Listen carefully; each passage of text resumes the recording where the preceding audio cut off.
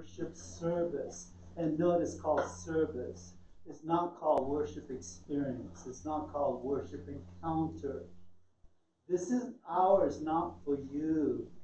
It's for us as God's chosen people to together lift up and sing forth his praises. Now, why is that essential? Because if you don't have something or someone bigger than you in your life will eventually fall apart. The challenges and anxieties of life is that you by yourself cannot sustain all the anxieties of life.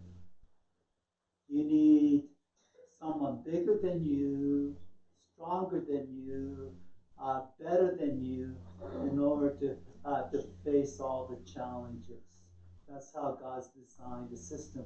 Worship is that one thing you do once a week that says, Lord, I come as your child, I come as your servant, I come as a member of your family, and I sing forth your praise.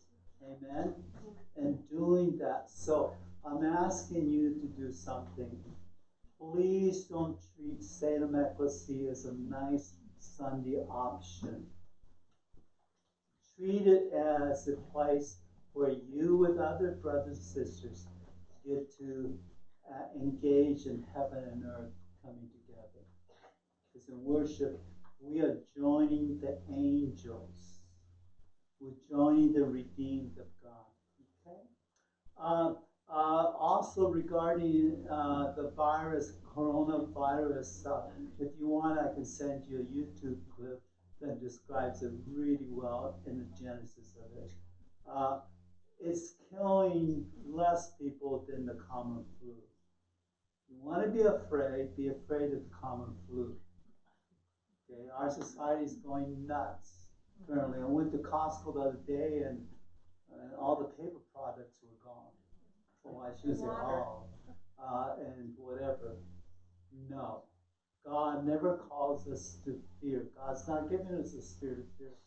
Yes, it's smart to wash your hands and so forth, and avoid undue contact. But there's a YouTube clip by World Health Organization that they have. In fact, I'll send it to Jocelyn. She can send it out and her Gmail. Take a look at it. It explains exactly the genesis and how it started. It's in my theological opinion, the coronavirus reflects the violation of what God has called us to do. Anytime you violate God's edicts, humans pay a price for it. It originated in China, where there's a real appetite for exotic animals.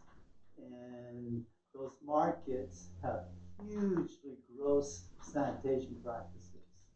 They're eating all kinds of meat that, if you look at the Old Testament kosher laws, I'm not Jewish and I don't subscribe to the kosher law. I mean, gosh, I don't think I would want a pizza without Canadian bacon. So I'm not very Jewish. And I like bacon, right? Bacon good? Ooh, you can't. Okay. But if we all practice kosher laws, we would have less diseases. Fair enough? Okay. All right. So the other thing is, talk about food. I brought from Great Harvest chocolate chip cookies and chocolate chip caramel cookies. And I prayed over it. There's no fat, there's no calories. Sabbath, Sunday is a safe zone. It's kosher. It's kosher, right? Thank you, bro.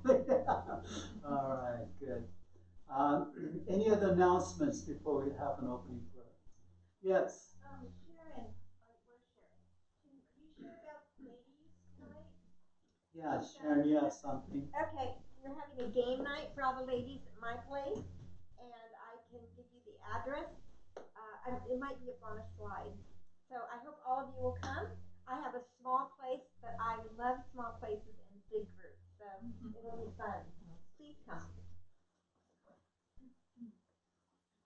All right, so Very competitive. any other announcements? Any other announcements? Do we have any other?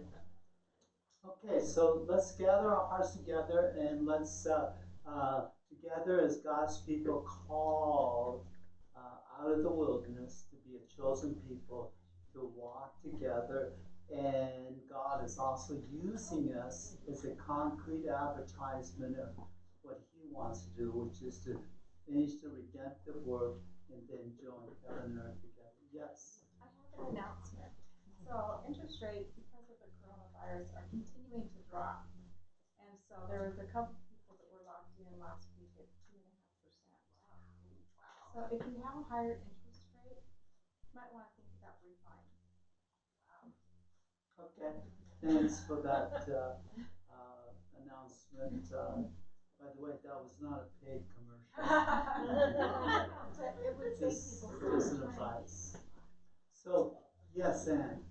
Don't let a crisis be wasted.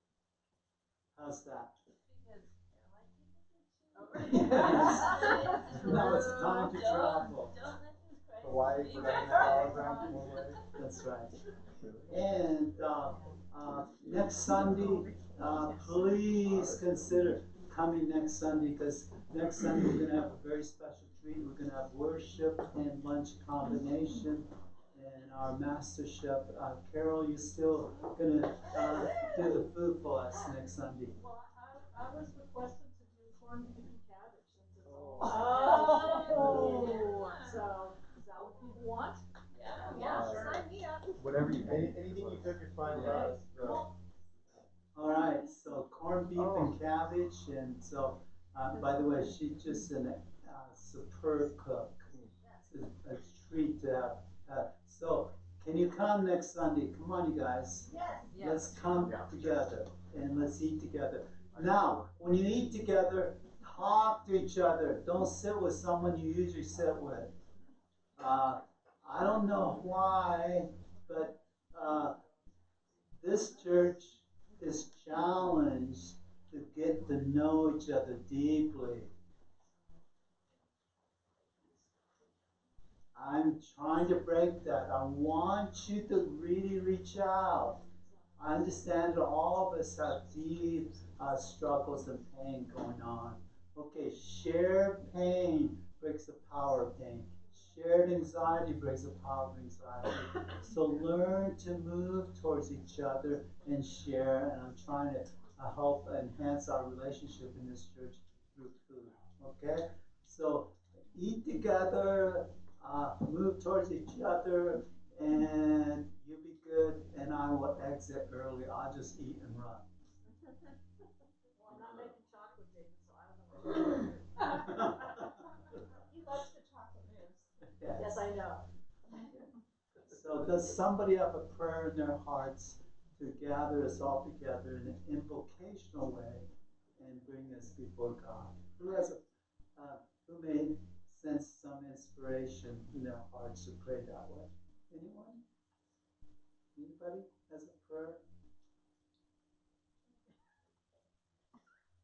Okay, Jocelyn, why don't you pray?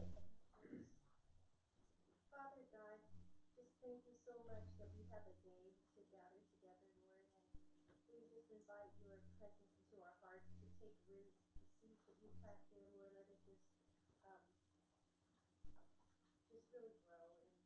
And I just pray, Father, for your Holy Spirit to give us the enlightenment, the insight, the words that Pastor David speaks, God, to just jump in our spirits, Lord. And I know, Father, that it is hard for some of us to come on daylight savings time and using an hour, but I thank you for those who are here and ask for a special blessing for them. And I pray today's service, God, will also be a healing one for physical healing. In Jesus' name. Amen. Okay, so I have been working on the subject of relationship and anxiety, and so let's go through this. Okay, so Uh, and uh, and I pointed out that Dr. Mark Baker has 28 slides on YouTube on relationship. And he's got one is anxiety, a sign of a lack of faith. And a lot of Christians think, well, if you're anxious, you don't have faith. That's unnecessary and false bifurcation. Uh, we are no longer in Eden, which means all of us are experiencing anxiety to some extent. And what's God's desire and purpose for us? And what is anxiety? I suggested anxiety is the actual state of anxiety. I feel anxious, and repeated experience of being anxious is what we call a trait. So some of us just have anxious moments, but some of us have anxious moments that are repeated over and over, and it becomes a trait, a characteristic of our experience, and God's concerned about those. Anxiety takes on all kinds of faces. Anxiety can be part of depression and can slide into depression. And anxiety, and where's God in all this? I suggested Philippians 4:6, and we primarily focused on that last time. Have no anxiety about anything, but in everything by prayer and supplication with thanksgiving, let your requests be made known unto God. If you have anxiety in your life, you want to move towards God, and God, as you move towards God, you will find that God will hold your anxiety, and the power of anxiety will start to break up. And how do we move towards God? We do that with prayer, with supplication, thanksgiving. Prayer, what is supplication? It's deeper form of prayer, and thanksgiving. Thanksgiving is a faith moment. Nevertheless, though I am anxious, from the midst of my anxiety, I'm giving you thanks. Therefore, by implication, anxiety and faith are not opposites. Got it? If you want to know what's the opposite of faith, it's not doubt. It's actually fear. And the good news is God's not given us a spirit of fear, but love, power, and sound mind. And the good news is the love of God. Perfect love casts out fear, for fear has to do with being punished. Okay, so then I reported about how Baker and Dr. Gorsuch at my school, this is picture school I got my PhD in, and they did research on a group of people, atheists, agnostics, and Christians, and at a wilderness camp. And after the participants did dangerous activities like repelling, and they did an anxiety test to see the level of anxiety in all three groups, whether you're atheist, agnostic, or Christian, showed anxiety. Post-anxious episode manifestation. Then 2 weeks later, they retested them, and here's the interesting thing. Christians who had a personal faith, who practiced their faith, showed less anxiety. The atheists who don't have a personal faith in God, and agnostics who are in a state of struggling about personal faith, their anxiety remains. So, knowing that your life is in the hand of someone bigger than you holds anxiety. Got it? And that research confirmed that. And that matches. Do not be anxious about anything. Is there a single anxiety that you can't present to God? Answer is no. You can present all. Well, how do you present? Prayer, supplication, with thanksgiving, and whatever those three things are. It's a journey. Start the journey of moving towards God when you're anxious. Whenever I get anxious, I instantly move towards God. I don't sit with anxiety, holding anxiety. I move, I get in touch with anxiety, then I move towards God. What I don't do is try to get rid of anxiety. Be anxious. Just move towards God. The movement towards God will start to break this up. Okay? And some of us are so anxious, it's almost impossible for us to move towards God. If you can identify the quality of your anxiety is that intense, then get someone to help you to move towards God. Just grab someone's hands and say, would you pray for me? Sometimes when I get so anxious I can't move towards God, I just go towards my wife and I say, would you agree with me in prayer? Now, I walk away from our prayer time saying to myself, you don't fully understand my anxiety. No other person will fully understand your anxiety. You don't need full, complete understanding from the other person to break up anxiety. You need to deeply experience that other person's there. By the way, if someone takes your hand and says, would you pray for me? I'm anxious about this thing. Don't try to get them out of the anxiety. Because the more you try to convince them not to be anxious, get out of it, you will signal to them that you don't fully understand and experience their anxiety. All you have to do is just be with them consistently. It's a relationship that breaks up anxiety, not you setting the other person free. Okay. At the deepest level for some of us, anxiety says, I'm alone, and I'm alone, and it taps into deep, life-threatening fear. And God's answer to you is, no, you're not alone.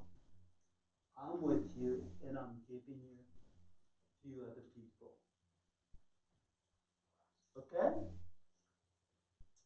All right, so based upon Baker and Gorsuch, we can say shared anxiety breaks the power of anxiety. Unshared anxiety keeps the power of anxiety in place. Sharing directly with God and sharing indirectly by sharing with someone you trust. Learn to share your anxiety. Now, then there's one other complicating problem. Sometimes, sadly, the one you want to share and need to share your anxiety about is the source of anxiety. That's really tough, isn't it? So share your anxiety with that person, then whack them on the side of the head.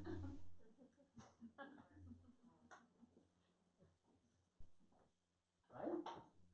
No amens? All right, okay.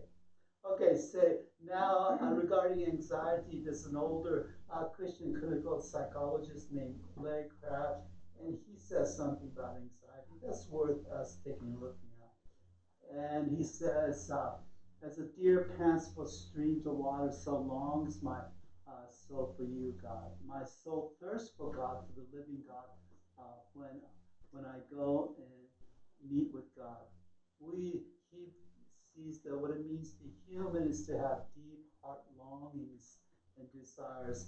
And he distinguished between three kinds of longings, what he calls casual longings, critical longings, and crucial longings. The last word, crucial, comes from the Latin word crux or crucifix, the heart of the matter. Okay, so you can think of the casual, critical, crucial longings like an inverted cone. And casual longings are the surface longings, and they are desires for things, comfort, lifestyle choices, personal tests, preferences versus conviction. Okay, everybody has casual longings. Dwayne came up to me because he before church and he shared with me, which I got excited about because he and some guys that I've ridden motorcycles with, they're planning an early May motorcycle ride, and he was inviting me. And his invitation hits home for me. And then, since I don't have a motorcycle anymore, I have to go rent one. I'm not going to rent a Harley Davidson. Good, I'll have to ride with one. Yeah, and I'm not going to rent a Triumph, the British. And I'm certainly not going to rent a Suzuki or Honda, even though I'm Japanese. I prefer a BMW. Because for me, there's only one motorcycle, BMW. I prefer, okay, that's a preference. You all have preferences. Some of you like casual home furniture style. Some of you like more formal. You all have preferences. Some of you like certain cuisine. Other cuisine you don't really care for. Okay, beyond health issues related to certain foods, Christians, we should learn to yield preferences. Never make casual longings the criteria of relationship. Never, never, never, never. People divorce over casual longings. Churches split over the color of the carpet. It's just sad and foolish. Christians, we learn to yield preferences. You have people, if you change the church Sunday morning service from 10:30 to 9:30, you have people who say, no, I'm not going to do that. They're holding on to preferences. Now, non-preference is if a church says, we're not going to have any worship service, period. No, that's the point of conviction. That's non-negotiable.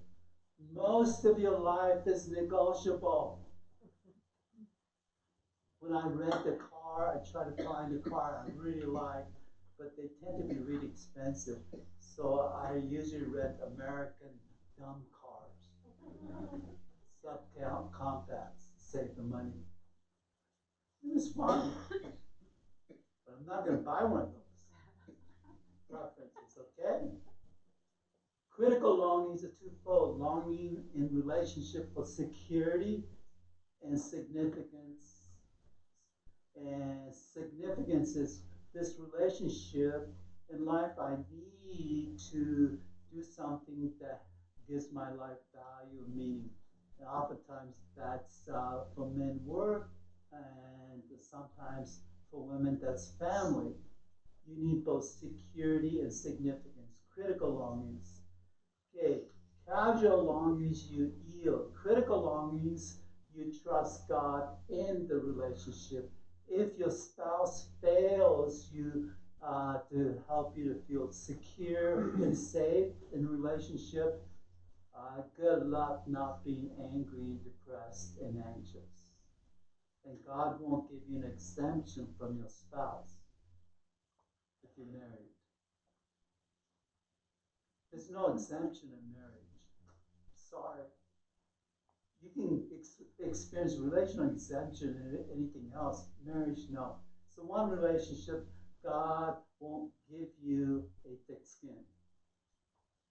Because God has to allow thin skin to make two into one. Marriage is a disaster. Because it's designed by God to work out security and significance and safety. Good luck. And I'm with St. Paul. Stay single. I actually think St. Paul, we can't prove it, was divorced by his wife when he came to Christ. Where do I get that? I just pulled it out of the air. It's my sermon. Stay out of that. Anne, would you help me? Would you tell me? Be quiet. Yes. There you go. All right. All right, the last longing is crucial longings. It's the deepest longing for God Himself. So the psalmist says, as a deer pants after the water brooks, so panteth my soul for thee, O God. Whom do I have in heaven but you, and on earth I desire nothing. Okay, that the deepest longing is a longing for relationship with God. But hyper false spirituality says, if I just have God, I don't need you. False. Doesn't work that way, especially with marriage. Deep bondedness with God gives you a presence of power and grace to be vulnerable in marriage and to serve others. Okay, now, serving others is no way not to be anxious because you may be rejected, disqualified. But the deep longing for God helps hold that. Okay? So you have casual longings. Learn to yield those things. Stop fighting over casual things. Crucial longings, you have to trust. Use significant relationship, marriage being one, or deep personal relationship, and to experience from the other person security and safety. At the deepest level, even if you had the best marriage in the world, and I feel really blessed by my dear wife. Brenda is so good for me. She is so, so good for me. 44 years, I deeply value her. At the same time, she's not enough for me. Your married spouse will never be fully enough for you. This is a crucial longing. All right. Okay. So Larry Crabb says there are two ways to be in relationship. You can, in relationship, manipulate the person to try to meet your need. And notice how anxiety is part of that. I'm anxious. I need something, so I'm going to move towards you and manipulate you to meet my need. Or you can minister to the person, which means you have to face your anxiety. I want to be loved. I want to be appreciated. I want to be financially secure in marriage. Manipulation is you move towards your spouse and make her or him do your financial program. And then when they fail, you punish them with anger. No. You may have a legitimate desire, let's be financially wise, but it takes two people in marriage to be financially wise. And if the other person decides not to be financially circumspect, good luck. Your marital finance is going to be challenged. You may, your idea of vacation may be Baja California, or maybe Alaska, cruise and see the glacier. Oh, good luck, one person not being fully happy. It's sad if you can't yield preference. Okay, and it's sad if each side tries to manipulate. We always go on vacation where you want to. That's manipulation. You just use guilt to get what you want.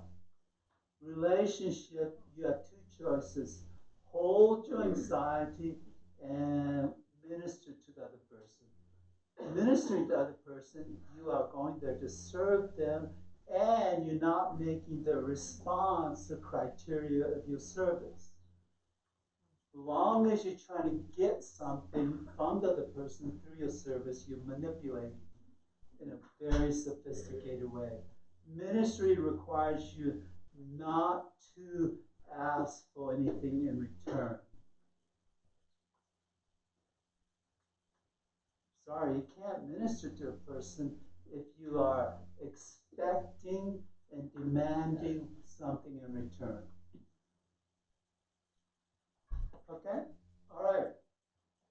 Uh, if you seek your own need and place your need before others, don't trust God or even others to meet your needs, then you're going to be manipulating. So Crabbe says ministry seeks ministry. When you minister to someone, you seek the good of the other. You place their needs before yours. You trust God to meet your own needs and longings. You don't make the other person meeting your need and longing as the agenda of the relationship.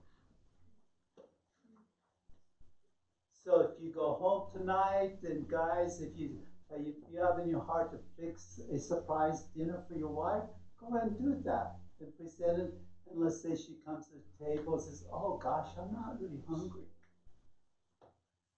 How do I know if I'm manipulating versus ministering? Manipulation goes, "You never eat anything I prepare. I try to surprise you, and you always say I don't do anything for you. I just did." That reaction reveals manipulation, right? But in order to overcome manipulation, you have to get in touch with your anxiety. I'm fixing this wonderful surprise dinner. I'm anxious. Will she accept this? Will I be affirmed? Those are good things. You just get in touch with anxiety, hold it before God, and serve.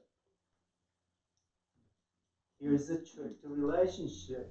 Inside your heart, before you do anything for someone in a relationship, you need to give them permission inside your heart, not outwardly, to reject what you're going to do. You're not free unless you can accept the no. You're not free to accept the yes from another person if you haven't made room for a no. Behold, I stand at the door and knock. If anyone hears my voice and opens the door, I will come into him. I will come in and sup with him and he with me. How long does Jesus stand there knocking? Here's the good news. Jesus doesn't go like this. "John, do you hear me? Open the door." "John, open the stupid door. What's wrong with you?" But you and I do that to each other. And then we get confused why the relationship doesn't work. Jesus is non-anxious, but it is a positive uh, pursuer. Jesus is a positive fatal attraction.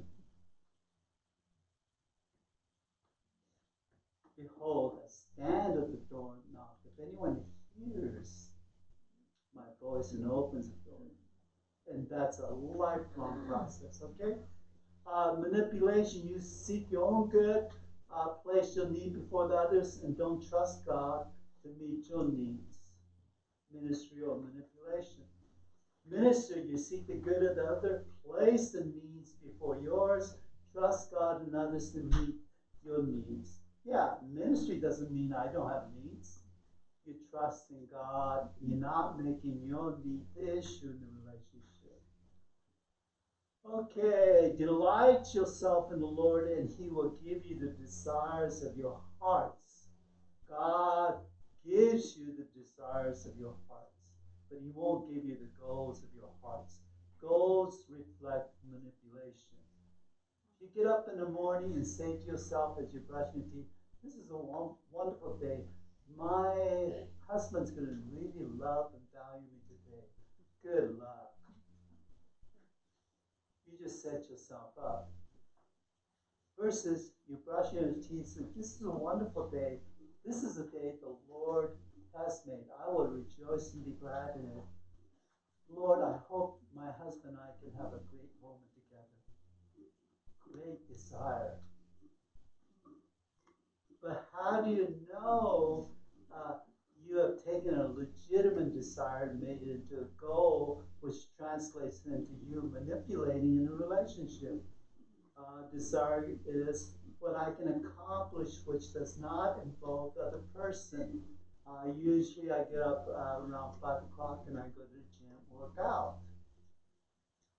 I never get up at 5 and wake my wife up and say, hey, come on, get out of bed, go to gym with me. Guess what would happen? I get smacked. Now, we don't have to go to the gym that day. We would have a boxing match. My heart rate would go up. Hey, that's good workout. Try that next time. Make a note. All right. You can't go to the gym, pick a fight with your wife. Yes. Amen? You guys are way too serious. Okay. Getting up, I don't need my wife to get up with me and go to the gym. I don't even want to get up. I have to fight. Why am I doing this? You're stupid, that's why. By the way, there are only 3 other people at the gym at 5 o'clock. There are only 3 stupid people. You go to the gym at 3 in the afternoon, the place is packed. Okay. Goal is something you can accomplish that doesn't involve the other person. Set goals. It's good for you. So my Apple Watch, it keeps track of my exercise, so I constantly look at it and go, okay, yes, this month, and I can see what I did. It's goal. But if you go to your wife or your husband and say, you know what, I think we should pray together. Well, that's a good goal, but you have to make it a desire. Well, how do I know the difference? By your reaction. If you go to your spouse, say, I think we should be praying together. And if your spouse says, I told you that 2 years ago, you didn't cooperate. And then you respond with, well, I'm just trying to do what I think we should be doing. No, I said to you, not listening to me. I told you just a second ago. I wanted that 2 years ago. You finally coming around.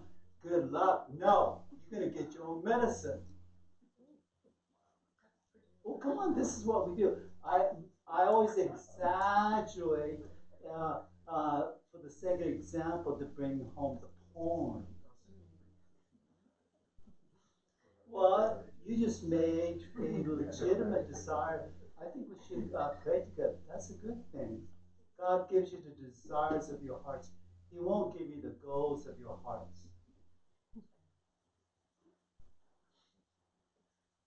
You can praise the Lord. Would you put on our hearts to move together, to pray together? I think that's what you want, and that's what I want. He's not going to answer your prayer that says, would you make a prayer with me?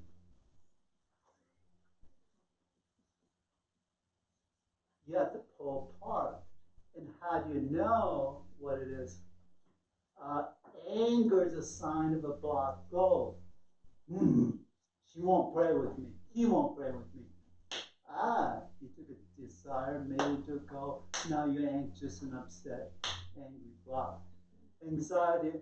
Oh no, he won't pray with me. Oh, is this marriage gonna really work out if we don't do things together? Anxiety is a sign of uncertain goal. Are we gonna make it? Is this marriage gonna make it? We're not gonna make it. We'll make it. No, we won't make it. Help. But if I say help, he doesn't cooperate. Help, help. Anxiety, uncertain goals. Insecurity is, I don't know what to do, which is a quality of the anxiety. Should we be praying? No, no sense of praying when she doesn't want to, but we need to pray. Should we, what am I supposed to do? Do I get help? Do I call the pastor, make an appointment to talk about it? What do I do? Uncertainty, anger, block goal, anxiety, a sign of uncertain goals, insecurity, sign of whatever I do, I can't attain this. We'll never get this. All of them Signs of anxiety.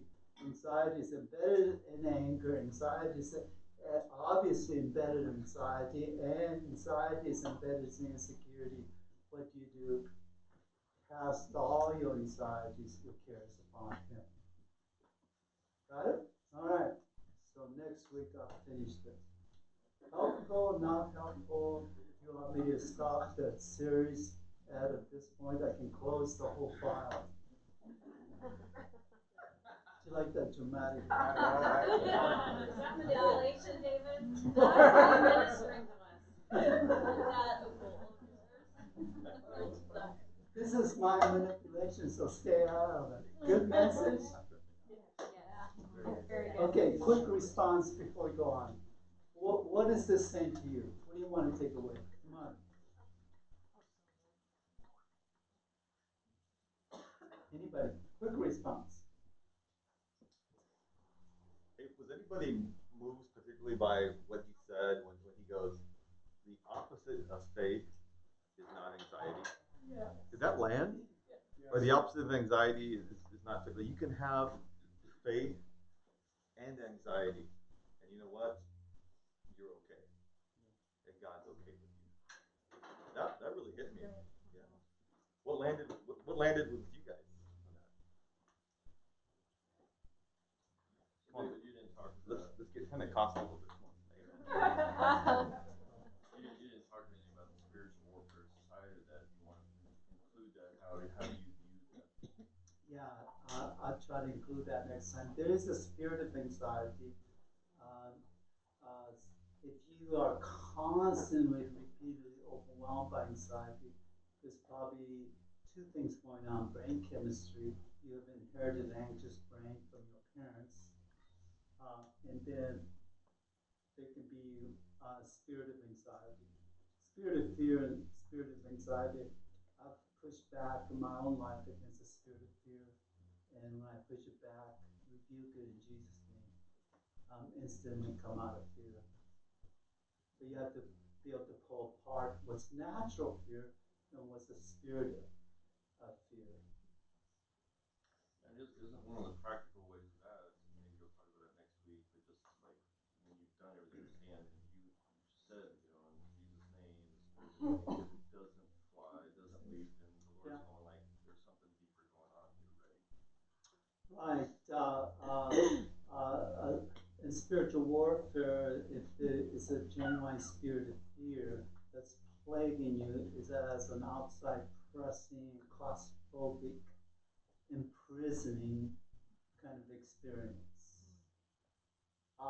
Natural fear just kind of inside, and you have to be able to. And one of the gifts of the Holy Spirit is the gift of discerning spirits. You should not go around telling other people you have a spirit of fear, a spirit of anxiety, unless you have the gift of discerning of spirits. Just because a person's anxious doesn't mean they're struggling with spiritual dimensions. And some Christians, some Pentecostal and charismatic Christians have gotten hyper focused on, they see spirits all over the place. No, spirits aren't the problem, you are.